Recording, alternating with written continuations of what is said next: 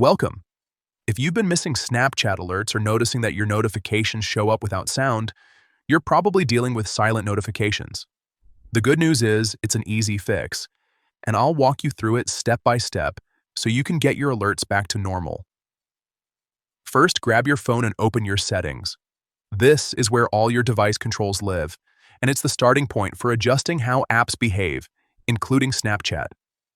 Once you're in settings, scroll down and tap on Apps. Depending on your phone, this might also be labeled as Apps and Notifications, but the idea is the same. You're heading into the list of all installed apps. Now, find and tap on Snapchat. This will open up the app-specific settings where you can control permissions, storage, and most importantly, notifications. Next, tap on Notifications.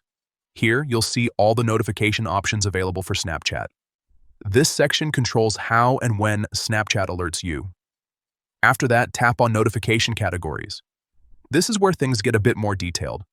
Snapchat separates different types of notifications, like messages, stories, and friend requests, into categories so you can customize them individually. Look for the option labeled Silent.